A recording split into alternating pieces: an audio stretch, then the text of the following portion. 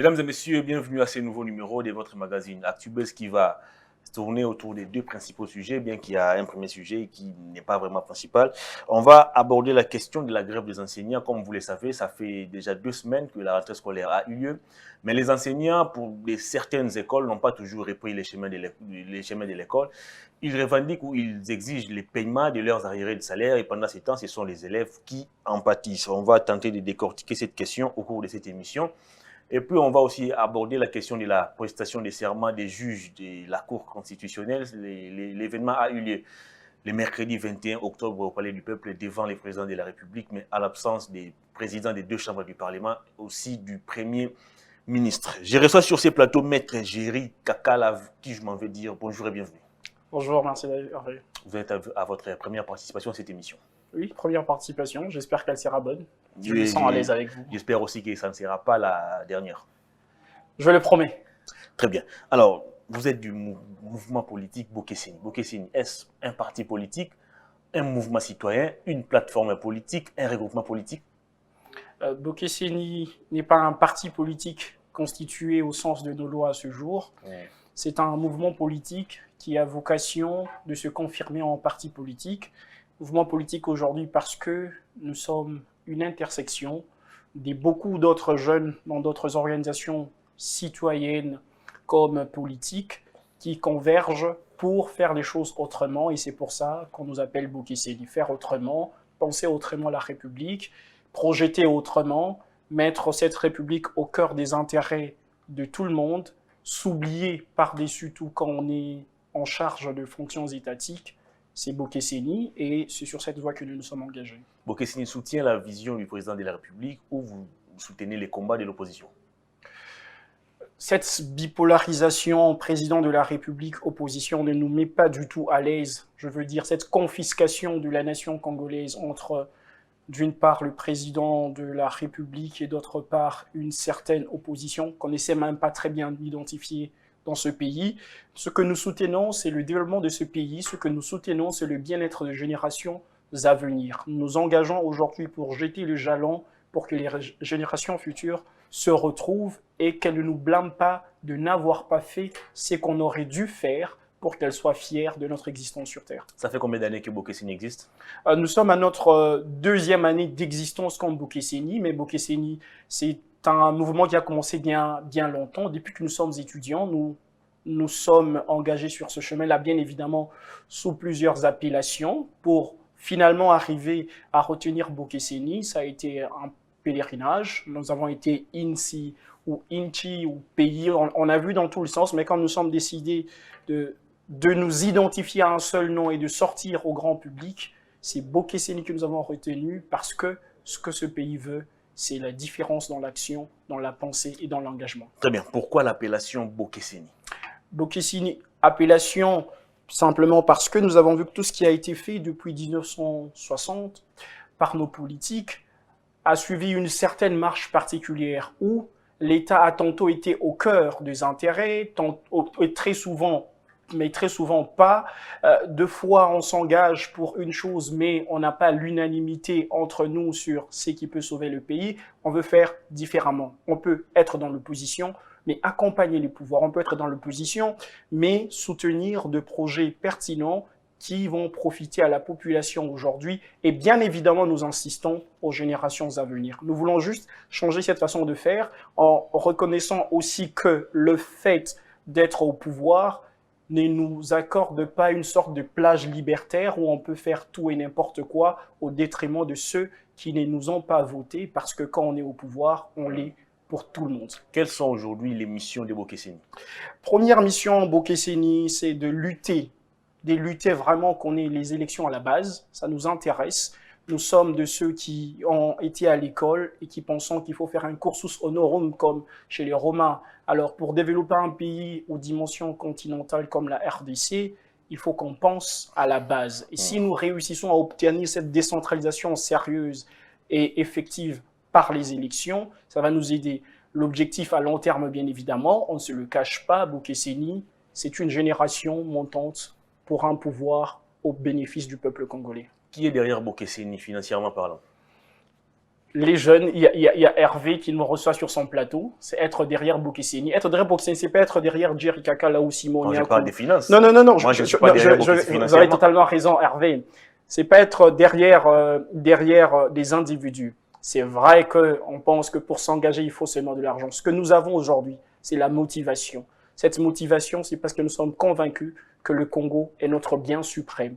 Et s'il faut peut-être faire le pied pour arriver jusque chez vous, mais se dépenser pour avoir, je ne sais pas moi, un espace chez Hervé ou chez quelqu'un d'autre et passer le message de la vie congolaise, nous allons le faire. Et on n'a pas besoin d'argent pour réussir. Il faut d'abord avoir le projet bien assis, et nous l'avons, et nous réussissons. Parce que pour passer sur le plateau de Hervé... Vous semblez contourner ma question. Pour passer sur... Question pourtant simple. Non, Hervé, bien évidemment, je la comprends. Avez-vous un parrain politique au sein du gouvernement qui, de temps en temps, nous avons des parrains. Nous avons des parrains. Ces parrains s'appellent Hervé, ce parrain s'appelle Junior, ces parrains s'appellent Fallon, Landry, citoyen lambda. Ce sont ce gens pour qui nous sommes debout parce qu'ils ne peuvent pas parler tout le temps occupés à trouver quelque chose à mettre sur la dent. Ce sont là nos parrains, c'est le peuple congolais. Cette différence qu'elle cherche, c'est ce parrainage que nous portons. La question n'a pas été répondue malheureusement. Parce que vous cherchez que je puisse vous dire qu'il y a... Est-ce qu'au sein des Bokeseni, les membres se cotisent? C'est quand même simple. Évidemment, évidemment, évidemment. Il fallait quand même me le dire. C'est que je vous ai dit dans nos cotisations. Je vous l'ai dit. Soit me dire carrément, on a un ministre ou le président de la République, de temps en temps, nous épaule. Oui. Un ministre, nous l'aurons. Nous l'aurons quand nous allons accéder aux fonctions publiques. Nous l'aurons. Et ce ministre-là va participer. Vous reportez les tout au futur. Non. Nous nous inscrivons dans l'ordre de la préparation. Et nous ne sommes pas des opportunistes. Nous ne sommes pas là pour que quelqu'un vienne nous tendre la main, nous donner 10 francs, 1 franc. Non. Nous sommes conséquents de notre engagement. Nous savons que ça demande le moyen. Et les premiers moyens que ça demande, ce ne sont pas les moyens financiers. Ça demande de l'engagement. Ce sont des moyens humains. Et nous sommes là pour ça, pour marcher à contre-courant, s'il le faut, pour sauver ce pays. Une dernière question avant de parler de l'actualité. Est-ce que les mouvements Bokeseni n'est-il pas dans la logique de Kabila Totondiote, Asso Fachi, Ngassa Fachi? Pour preuve, vous avez cité les individus depuis un certain moment, je n'ai cité aucun individu. Je n'ai cité personne. Kabila Totondiote n'est pas une personne. Asso Fachi n'est pas une personne. C'est identifié Ce sont à des associations. Hervé, c'est identifié à quelqu'un. Non, c'est identifié à deux gens. Nous nous identifions au peuple qui vit la différence dans l'action. S'identifie aussi. Non. Je peux vous rassurer, Quiconque de Bokeseni, vous verrez se présenter au nom de X ou Y, celui-là n'est pas de nôtre. Il se serait écarté par sa propre action. Nous ne sommes pas derrière Fachi, nous ne sommes pas derrière le Raïs Kabangé, nous ne sommes pas derrière Hervé, nous ne sommes pas derrière Congo Buzz, nous sommes derrière les intérêts de Fachi, de Kabila, de Hervé, de Congo Buzz, de Fayoulou. Ces intérêts parce qu'eux aussi ont besoin de vivre dans un pays de paix, un pays où la justice distributive existe pour tout le monde. Mais apparemment, vous communiquez moins sur vos actions. Tout dépend. Vous savez, nous sommes dans un pays où les médias comme Congo Buzz, il n'y en a pas beaucoup. Nous vous remercions du reste et nous prions et espérons que Congo Buzz prenne de l'espace comme son idéologie mérite. Quand je parle d'idéologie, c'est l'idéologie de donner la voix au peuple congolais. Nous portons cette voix dans une certaine mesure. Nous avons commencé à communiquer, nous continuerons à en communiquer et nous sommes là pour ça. Mais avant ça, Bokeseni, je vous ai dit, c'est un mouvement à vocation de se constituer en parti politique, c'est-à-dire le laboratoire travaille sérieusement. Très bien. Et qu'il ne faudrait pas les secrets du labo soient portés sur la place publique. Très bien. À temps et à contre-temps. Je souhaite bon vent en tout cas à Bokeseni. Merci. Alors parlons de l'actualité, grève des enseignants. La rentrée scolaire a eu lieu depuis le 10 octobre, si je ne m'abuse. Mais jusqu'à ce jour, les enseignants refusent en tout cas de reprendre les chemins de l'école. Ils revendiquent leurs arriérés de salaire. Ils ont manifesté, c'était le lundi, ils ont été reçus par le ministre Bakonga, accompagnés de quelques élèves. Alors finalement, aujourd'hui, qu'est-ce qu'il faut faire pour trouver de la solution au problème des enseignants? Merci Hervé pour ta question. D'abord, petit rectificatif. Ils n'ont pas refusé de reprendre. Ils ont repris, mais ils ont fixé 2 jours de grève dans la semaine. Lundi, mardi. Oui, lundi, mardi. Le premier projet des Bokeseni, comme mouvement politique, le premier projet, les projets de base, c'est l'éducation. Parce que nous croyons fermement que si les inégalités existent entre les nations, entre le peuple, de façon générale et à l'international au niveau interne, c'est un problème d'éducation à la base. Si nous réussissons à vaincre cette épilepsie de l'éducation congolaise, nous allons remettre beaucoup de choses sur les rails. C'est pour ça que cette question nous tient particulièrement à cœur. Les enseignants, ce qu'il ne faut pas oublier, c'est qu'ils sont aussi parents. Ils ont aussi des élèves, des enfants qui étudient. Quand ils font la grève, des enfants qui n'étudient pas. Mais ils n'ont pas que ça. Ils ont de charges familiales. Je comprends qu'ils se lèvent, qu'ils revendiquent leurs droits. Et d'ailleurs, nous encourageons Sankambo Kesseni, un citoyen doit être capable de revendiquer ce droit, de les exiger. Cependant, parce qu'il faut un cependant quelque part, il faut la conscience aussi. Ce qui manque à la RDC, à un certain moment, c'est une génération qui accepte de se sacrifier pour d'autres générations. Les enseignants les font pertinemment bien. Ce que je vais dire, est-ce qu'on leur donne les moyens de davantage se sacrifier? Quand ils réclament les arriérés, c'est les arriérés de combien de mois? Si vous avez 5 mois, et que le gouvernement se propose de payer 2 ou 3 mois, je dirais qu'il serait malvenu qu'ils persistent dans leur grève. Mais quand ils revendiquent 5 mois, vous faites la sourde oreille. Vous voyez Bokesseni, quelqu'un qui veut que la chose publique soit gérée autrement et qui sait qu'une institution de la République peut consommer 23 millions de dollars et une autre 6 millions, voir ses enseignants n'est pas revendiqué. Pour un seul mois, n'est pas revendiquer leurs droits? Non. Ils sont dans leurs droits. On va aussi demander au gouvernement, parce que le gouvernement s'est porté garant de prendre en charge cette gratuité. Une gratuité qui a de conséquences perverses sur la qualité de l'enseignement à ce jour. L'accessibilité, elle est grande. La qualité aujourd'hui, elle est relative. D'ailleurs, ce n'est pas aujourd'hui que la qualité de l'enseignement congolais a commencé à dégringoler. C'est depuis un bon moment qu'elle a commencé à dégringoler, cette qualité de l'enseignement en RDC. Donc, il faut bien que les enseignants puissent revendiquer et que le gouvernement puisse prêter oreille attentive à ces revendications. Les justes milieux, c'est savoir ne fût-ce que honorer une partie pour qu'ils reprennent. Parce que le temps est précieux, on ne va plus les récupérer. Très bien. Alors, les problèmes des enseignants ne datent pas d'aujourd'hui. Alors, moi, je me pose toujours la question de savoir, tous ces gouvernements qui se succèdent, année après année, comment n'arrivent-ils pas à trouver des solutions concrètes aux problèmes des enseignants? Parce que c'est les mêmes problèmes. Rentrée scolaire, non, on ne va pas retourner à l'école parce qu'on n'a pas des moyens, on n'a pas perçu nos salaires. Alors, qu'est-ce qu'il faut faire? Quelle est la recette à apporter concrètement aujourd'hui pour trouver la solution, une solution définitive et à long terme par rapport à ce qui se passe dans les domaines de l'enseignement? La solution est simple. J'ai l'avantage d'avoir fait les études et d'avoir abordé les questions publiques dans mon cursus de master. C'est simple. Pour que l'État puisse prendre en charge, il faut qu'il budgétise. Pour qu'il budgétise, il faut que l'État soit capable de mobiliser les fonds pour payer ses enseignants, pour réformer cette éducation. C'est là le problème. L'État aujourd'hui doit être capable de mobiliser le fonds. S'il mobilise, après, dans sa budgétisation, il peut honorer.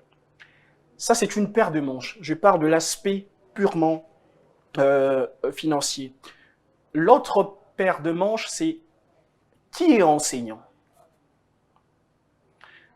Quelles sont les écoles? On sait les identifier par-ci, par-là, mais il y a un libertinage dans ces secteurs à telle enseigne que vous, Hervé, je vous garantis, si demain vous voulez transformer votre studio en école, ça ne va pas vous prendre une semaine, vous pouvez le faire. C'est ça aussi les problèmes. Et la nature des écoles que nous avons. Nous suivons une seule ligne. Il faut que quelqu'un finisse, journaliste comme Hervé, ou peut-être juriste comme Jerry Kakala. Médecin. Mais non, les écoles de métier, ça manque, et tout ça. Et puis, une éducation qui n'est pas productive, c'est un problème. Au niveau, dans d'autres pays, on réfléchit comment les écoles peuvent être productives, c'est-à-dire par des, je ne parle pas de grandes inventions, mais comment initier les enfants à être productifs dans les secteurs de vie et cette production qui bénéficie aussi à l'école et alléger un peu la tâche à l'État dans la prise en charge des enseignants. Donc, je pense que ce qu'il faut, c'est revoir nos priorités. Quand je parlais de budgétiser, c'est quelle est la priorité de l'éducation dans le budget de la RDC? On y met combien? Si on n'investit pas dans l'éducation, le problème va se répéter après 30 générations. Bien évidemment, il s'arrêtera quand Bokesseni sera aux commandes totalement, nous l'espérons bien, Mais si nos décideurs ne prennent pas en considération cela, ce sera un problème. Et prendre en considération, c'est vrai, je salue la gratuité de l'enseignement, ne doit pas être considéré comme un fait spectacle. Gratuité, oui. L'éducation, c'est la qualité. La preuve, c'est que quand il y a les résultats des examens d'État, vous, journalistes, ce qui vous plaît le plus, c'est de tendre un micro à un élève qui ne sait pas construire une phrase. C'est pas ce qui nous plaît. Non, je dis ça vous plaît parce que ça nous égaye deux fois de dire waouh, ça aussi. Vous le faites. Et puis, ça fait un peu de buzz. Alors, parlons maintenant de l'attitude ou des attitudes de ces mêmes enseignants. Chaque année, ils tentent des mouvements de grève, 1 semaine, 2 semaines, et finalement, ils vont retrouver les chemins de l'école sans que leurs problèmes puissent trouver solution. Alors, aujourd'hui, avec 2 jours de grève par semaine, pensez-vous qu'une solution sera trouvée? Une solution doit être trouvée. Il ne faut pas laisser le choix au gouvernement. Vous êtes en train de dire, ces enseignants de bonne foi qu'ils sont, ils revendiquent. On les renvoie au calendrier grec, ils se disent « Ah, l'enfant de Hervé doit étudier, il rentre à enseigner ». Est-ce qu'ils font mal? Je dis non. Ils ont le sens de l'humanité. C'est que le gouvernement manque, malheureusement. C'est que certains acteurs du gouvernement semblent manquer. Oui, ils doivent être persistants et constants dans leurs revendications. Mais s'ils continuent comme ça, nous n'aurons plus de Hervé dans 15 ans, dans 10 ans. Parce que nos petits frères, nos petites sœurs n'iront plus à l'école. Je pense que c'est cela aussi au fond d'eux. Ce qu'on reprocherait à ces enseignants, mais qui en effet est la conséquence de leur traitement actuel, c'est que, oui, messieurs les enseignants, vous vous plaignez, on ne vous paye pas, mais regardez la qualité des élèves que vous produisez. Mais vous voulez qu'ils produisent quel type d'élèves alors qu'ils sont traités sommairement? Vous voulez qu'ils soient rigoureux avec un élève qui va lui donner du pain? J'ai étudié dans une université où on n'avait même pas le droit d'offrir une tasse de café à un professeur. Même le jour de la journée des enseignants. Vous voulez vraiment que l'élève qui vient, qui dit « Bon, papa vous a envoyé un coca ». Il y a des enseignants qui vont dans les familles parce qu'ils vivent de ça, ils ne peuvent pas tenir de leur salaire. Vous voulez vraiment que ces enseignants-là puissent produire des bons élèves? Quand on retourne la question dans tous les sens, l'État est responsable. Sa responsabilité, c'est qu'il a été différent de bien prévoir, de revoir son échelle de valeur dans les prévisions budgétaires. Je répète, c'est vrai, on connaît la défense, on sait ceci, cela, mais l'éducation, je répète, est plus qu'importante pour inverser la tendance de la RDC. Vous parlez de l'humanisme qui caractérise généralement nos enseignants, mais est-ce qu'aujourd'hui, les présidents de la République, l'ensemble des membres du gouvernement, l'ensemble des parlementaires, est-ce que tous ces gens comprennent qu'ils ont été formés par ces mêmes enseignants pour arriver au niveau où ils sont aujourd'hui? On a l'impression qu'ils sont en train de scier l'arbre qui les a portés, qui leur a donné l'ombre. Mais la grosse question aussi, est-ce qu'ils ont vraiment intérêt de bien former les enfants? Parce qu'en fait, en finançant correctement, est-ce qu'ils ont vraiment intérêt de voir un garçon qui a fait toutes ses études en RDC de finir alors que leurs enfants étudient à l'étranger? Est-ce qu'ils ont besoin d'offrir des moyens conséquents à nos jeunes frères pour qu'ils soient compétitifs avec leurs cousins, enfants ou qui que ce soit qui est dans une université à l'extérieur? Pour preuve, vous avez vu qu'à un certain moment, on a vu que les gens se plaindre que tous ceux qui étaient dans la diaspora se retrouvent très bien depuis qu'ils sont revenus. Je ne suis pas contre eux, ils les font. Ceux qui valent, valent. Ceux qui valent dans la diaspora valent. Et moi-même, je fais des études à l'étranger. Mais la question que je me pose, est-ce que si ces enseignants-là, ces ministres, ce président avaient ses enfants étudiants dans ces écoles-là, ils allaient regarder la situation de la même manière? C'est aussi ça la grande question. Peut-être que ce désintéressement est conséquence du fait qu'ils n'ont pas les leurs là-bas. Vous passez aujourd'hui sur la route, je passe aujourd'hui, vous avez un petit frère ou un enfant. Imaginez que c'est votre petit frère qui soit ce petit qui est obligé de cirer vos chaussures, sans opportunité d'aller à l'école, et que vous êtes en charge de l'enseignement. Vous avez un cœur serré. Tout est priorité en RDC, me dira-t-on. Mais parmi les priorités, il y a des priorités. L'une des priorités, c'est l'enseignement. Accessibilité, oui. Qualité, surtout parce que c'est de cette de ce traitement correct Très bien. que va découler la qualité d'un enseignement sérieux en RDC. Très bien. Et pendant ce temps, la publication des résultats des examens d'État pour les sections techniques tarde encore, alors que d'autres élèves ont déjà repris les cours. Et dans d'autres provinces, même, on nous dit que même les options scientifiques n'ont jamais été publiées jusqu'à ce jour. Scandale. Qu'est dire aujourd'hui du calendrier scolaire? Scandale, apeurisme, amateurisme, plus de politique que de gestion de la chose publique. C'est ça le malheur de ce pays. Nous faisons la politique pour accéder aux fonctions étatiques. À ce moment-là, il nous faut avoir l'âme étatique, c'est-à-dire savoir gérer la chose publique sans trop de calculs politiques. Très bien. Prenons le deuxième thème de l'émission, prestation de serment des 3 juges au niveau de la Cour constitutionnelle. La cérémonie a eu lieu le mercredi 21 octobre au Palais du Peuple devant le président de la République. Le président des 2 chambres du Parlement était absent, les premiers ministres également. Une prestation de serment qui s'est déroulée sur fond de tensions entre la coalition au pouvoir. Est-ce qu'aujourd'hui, à travers tout ce qu'on voit aujourd'hui comme guerre, tout ce qu'on voit aujourd'hui comme tiraillement politique, est-ce que les intérêts de la population aujourd'hui, on les met où? On les met en poche. On les met en poche. Parce que le peuple, en vous votant, il vous remplit les poches. Donc il faut les garder en poche. C'est malheureux. C'est malheureux parce que c'est une bataille légitime sur le plan politique.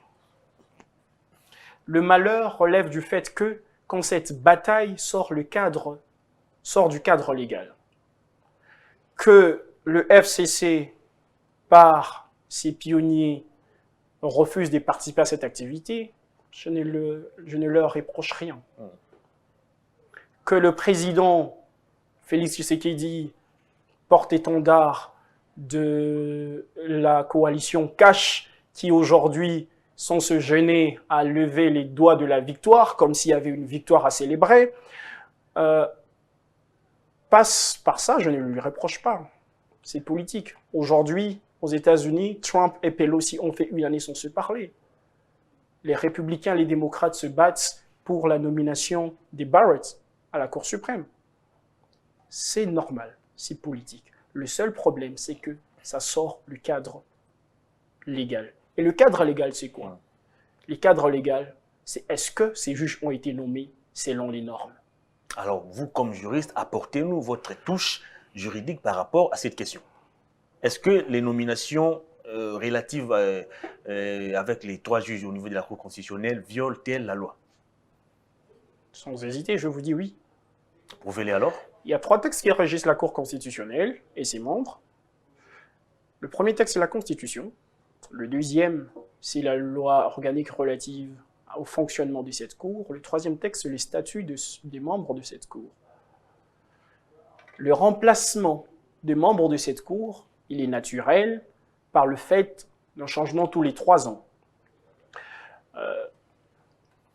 Mais ce changement n'intervient pas dans une seule partie ou dans un seul compartiment dans la mesure où les membres viennent du président, du Conseil supérieur de la magistrature et du Parlement. Donc quand on change, les représentants, les 3 remplaçants doivent venir chacun d'une composante. Ce qui n'a pas été le cas ici. L'on me dira que ceux qui sont venus du Conseil supérieur de la magistrature ont été sanctionnés ou promus. Cette loi, cette Cour et ses membres sont régis par le texte. Le texte relatif au statut des membres de cette Cour dit clairement quels sont les cas qui apportent cessation aux fonctions de membres de la Cour constitutionnelle ou juge à la Cour constitutionnelle. La révocation fait partie, mais cette révocation n'est pas l'œuvre du Conseil supérieur de la magistrature, parce qu'au sein de cette Cour, il y a un conseil de discipline. Et la promotion ne fait pas partie de raison de la cessation de leurs fonctions. Ça veut tout simplement dire qu'il y a un problème. Et parce qu'il y a un problème, le FCC, naturellement, pouvait se lever et revendiquer, refuser de participer à ça, c'est normal. C'est politiquement normal, il n'y a rien de mal. D'ailleurs, c'est l'une des plus belles photos politique et démocratique de notre pays. On sait aujourd'hui que le président de la République n'est pas le sacro-saint, parce qu'il y a des institutions qui peuvent bouder ce qu'il fait. On sait aussi aujourd'hui que le Parlement n'a pas de pouvoir Deus ex machina pour dicter tout, parce qu'on peut aussi saboter cela. C'est la beauté de la démocratie. Cependant, quand cette bataille quitte le cadre légal, le peuple en souffre. Et je crains que ces nominations soient nominations positionnement.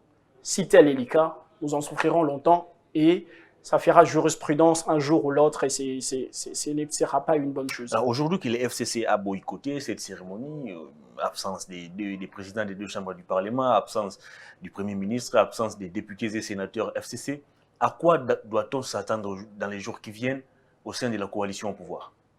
Vous posez cette question à quelqu'un qui est hors de la coalition, on va tenter de cogiter. Vous êtes analyste quand même. Non, on va tenter de cogiter, on va tenter ce que je vous disais. On va tenter de cogiter. Ce qui va se passer à l'intérieur, ils savent comment ils règlent leurs affaires en interne, avec des spectacles très souvent macabres. Ce que je pense, qu'il y a beaucoup de scénarios. Celui souhaité par nous, c'est qu'ils mettent entre parenthèses leurs égos, qu'ils sachent reconnaître leurs erreurs mutuelles, et qu'ils mettent encore une fois, s'ils l'ont fait une seule fois, le peuple au cœur de leurs priorités. Comment cela va se faire? Les 2 chefs vont se rencontrer. Comme d'habitude. Oui. Et ils vont se parler. Il y a l'un qui vit tout de l'intérieur, à en croire le président Fachi. Et il y a l'autre qui nous fait vivre tout de l'extérieur. C'est le président Fachi. Nous espérons qu'en se rencontrant, ils vont se dire certaines vérités. Ils vont mettre de l'eau dans leur vin, on va continuer. Mais continuer ne veut dire rien pour nous. C'est continuer pour quel résultat? L'autre topo, c'est qu'on va rentrer dans une saison de turbulences où le président dira X, le gouvernement dira Y, le Parlement dira avec le gouvernement peut-être Y ou XY, et le président, sur le plan pratique, sera un peu en difficulté. Et parce que, dans notre Constitution, le président n'est pas un être sacro-saint, président institution, il va en souffrir aussi. L'atmosphère au sein du gouvernement entre les présidents de la République et les premiers ministres, comment vous les trouvez dans les jours qui viennent? Ça sera tendu. Ça sera très tendu à leur risque et péril. Risque et péril du président de la République et du Premier ministre, ou des deux de la coalition en place. Ça sera très tendu. Ils ont intérêt à ne pas faire ça parce qu'ils donneront raison au peuple qui n'a pas cru en cette coalition. Alors, s'ils veulent ne pas avoir tort, parce que les deux seront sanctionnés en 2023, qu'ils le veuillent ou non, s'ils veulent ne pas donner raison au peuple, c'est d'avancer dans une autre direction, direction de la paix, de la concorde, des actions pour le développement et le bien-être du peuple congolais. Comme ça, le peuple dira « Ah, nous nous étions trompés ». Mais pour l'instant, le bilan est plutôt négatif. J'ai entendu les militants de l'UDPS inviter les présidents à dissoudre l'Assemblée nationale. Il y a d'autres qui estiment que le président doit se séparer définitivement du FCC. Alors aujourd'hui, que conseillez-vous au président de la République? Monsieur le Président, vous savez ce que vous avez signé avec l'autre camp. Vous en êtes maître.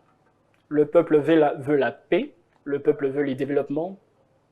Ce n'est pas le temps de se montrer les biceps, de prouver qui est fort ou qui est faible. C'est le temps d'avoir l'art des concessions, l'âme de la République par-dessus tout, et de surpasser toute émotion. Est-ce qu'on doit préconiser un dialogue politique maintenant? Au regard des tensions qui continuent le dialogue entre les êtres humains est permanent. Il doit l'être. Il est permanent, il doit l'être. La nature du dialogue, c'est là la question. Si la nature du dialogue, c'est qu'on reforme un gouvernement pour donner à X ou Y tel poste, ça ne vaut pas la peine. Nous, Bokesseni, nous ne serons pas partis à ce genre de dialogue. Mais si c'est le dialogue pour baliser le chemin pour l'avenir, nous serons partis. Et il faut se le dire. Ce n'est pas parce qu'on est dans l'opposition qu'on ne peut pas faire des propositions au pouvoir en place. Vous êtes dans l'opposition? Je ne l'ai pas dit. Très bien. Parce que vous savez que l'opposition, quelquefois, mal prise est satanique. Parce que c'est les synonymes même opposants. Quand nous allons chez les Grecs, c'est même Satan, quoi. Donc, il ne faudrait pas. Nous ne sommes pas dans ce camp-là de l'opposition. Nous ne sommes pas dans le camp de la majorité, parce que dans une république sérieuse, quand on accède aux fonctions publiques, quand on porte l'âme de l'État, il n'y a pas de majorité, il n'y a pas d'opposition. Il y a l'intérêt de l'État, il y a l'intérêt du peuple. Les plans de sortie des crises de Martin Fayulu nous prennent de plus en plus forme au regard de tout ce qui se passe aujourd'hui. Peut-être qu'il prend forme, mais notre plan de sortie est simple. Vous en avez aussi? Oui. Commençons d'abord par redonner la parole aux souverains primaires à la base, et le plus tôt possible. Parce que là, le président est en train de violer la Constitution, alors qu'il s'est porté garant de défense de cette Constitution. Si nous avons ces élections, vous verrez que certains problèmes vont se gérer avec une sérieuse et effective décentralisation. Pas nommer les gens, pas donner des injonctions par-ci, par-là. Donner la possibilité à ceux qui sont à la base de décider sur leur sort, ça sera profitable à ce pays. Vous estimez que le président est en train de violer la Constitution? Sur cette question, oui. Oui. Alors qu'il y a un professeur constitutionnaliste également, le professeur Mbate, qui estime que le président n'a nullement violé la Constitution. C'est son point de vue. Et au regard de ce que je viens de vous dire, vous me direz si c'est vrai ou faux. Il n'est pas en train de violer. Vous avez voté, vous, pour la commune de Lingwala? Si vous me dites oui, d'accord, j'applaudis. Ah, parce que le professeur Mbata a dit le fait de ne pas organiser ces élections-là, alors qu'on les a promis, qu'on est garant de la Constitution. Il a réagi en rapport avec la nomination des juges au niveau de la Cour constitutionnelle. Écoutez, c'est ça le problème dans ce pays finalement. Je ne vais pas m'en prendre à ces professeurs qui ne m'ont pas enseigné, mais dont j'ai le respect, parce qu'il a enseigné certains de mes amis, et pour qui j'ai du respect, devrais-je dire. Ce n'est pas parole d'évangile. Mais c'est quand même parole d'expert. C'est parole de celui qui a été à l'école. Il a le droit de le dire. J'ai été à l'école, j'ai étudié le droit et j'ai la faculté d'analyser les textes. L'émission est terminée. J'aurais voulu qu'on s'attarde un peu plus, mais malheureusement, le temps nous est imparti. Alors, comme d'habitude, il y a une rubrique dans cette émission qui consiste, pour vous l'inviter, à regarder la caméra qui est là devant vous. Vous allez vous adresser au public à travers un petit message et puis vous allez passer vos coordonnées à tous ceux qui voudront poursuivre les débats avec vous. Ah, je peux poursuivre les débats sur la chaîne YouTube. Ou bien vous allez muter les commentaires. Frères et sœurs, chers compatriotes, le Congo nous appartient. Nous n'avons pas besoin d'être président, gouverneur, ministre, enseignant pour le changer. Nous avons besoin de bien faire ce que nous avons à faire où nous sommes. Bien faire, ce n'est pas jeter un sachet en cours de route après avoir pris une bouteille d'eau. Bien faire, c'est refuser de donner 100 francs pour avoir une faveur alors que c'est votre droit ou vous n'êtes pas en possibilité d'avoir cela. C'est ça la différence. Si nous n'attendons pas, nous attendons la différence à partir de la tête, nous ne réussirons pas. Et Bokesseni, la différence, c'est à la base, c'est dans nos gestes quotidiens, porter l'âme de cet État, porter l'âme des générations à venir et faire différemment au quotidien. Le Congo, il est sur la voie du développement, tant qu'on le veut et on agit pour cela. Maître Géry Kakala, merci de votre passage. C'est moi qui vous remercie. Fin de cette émission qui a connu la participation technique des Homo, Michel-Ange, Némi, Jacob, Gaël, Badjo. Merci également à l'assistance de Jemima Bolumbu. Au revoir d'ici là, portez-vous bien.